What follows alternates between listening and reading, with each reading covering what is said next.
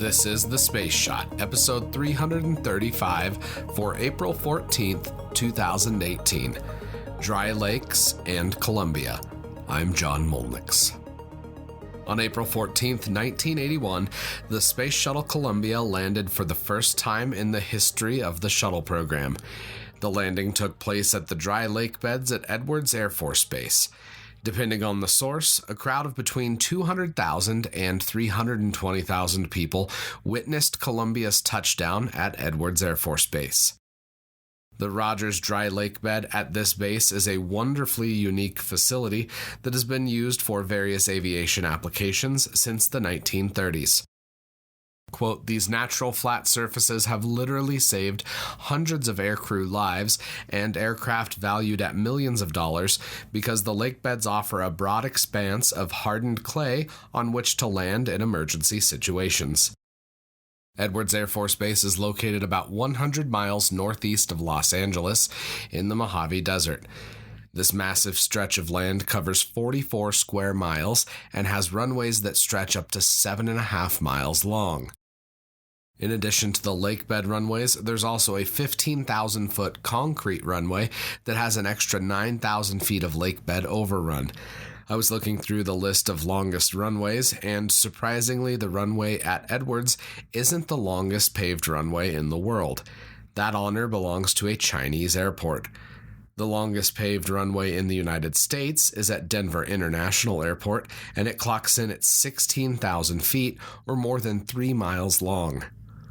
The strips at Rogers Dry Lake are complemented by another 22 square miles of smooth clay surface at Rosamond Dry Lake. The landing at Edwards Air Force Base and the then Dryden Flight Research Center, which is now NASA's Armstrong Flight Research Center, was the conclusion to a successful first mission for the shuttle program. By my count, there were 54 landings at Edwards between STS-1 on April 14th, 1981, and STS-128 on September 11th, 2009. I'm linking to a NASA website on this facility that's worth checking out in the show notes. A United Launch Alliance Atlas V lifted off just a few hours before recording today's podcast. This Atlas V flew in the 551 configuration with a 5-meter payload fairing, plus 5 solid rocket boosters, and a single-engine Centaur upper stage. This is the configuration that I saw launch in June of 2016, and I must say these are fantastic rockets to see and feel in person. Today's mission was the 77th launch of the Atlas V and the 127th launch since the United Launch Alliance was founded in December of 2006 when Lockheed Martin Space Systems and Boeing Defense, Space and Security formed this joint venture. Congratulations to the United Launch Alliance for another successful launch. Tomorrow, I've got a little bit on one of my favorite Star Trek episodes, In the Pale Moonlight. I hope all of you have a fantastic rest of your day. I appreciate each and every one of you that listen to the podcast every day.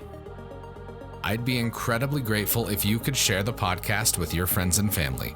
Tag one of them and let them know about your favorite episode. I'd also really appreciate it if you could venture into the Apple Podcasts app or your podcast app of choice and leave a review for The Space Shot. A steady stream of reviews helps ensure The Space Shot is more visible in the Apple Podcasts app.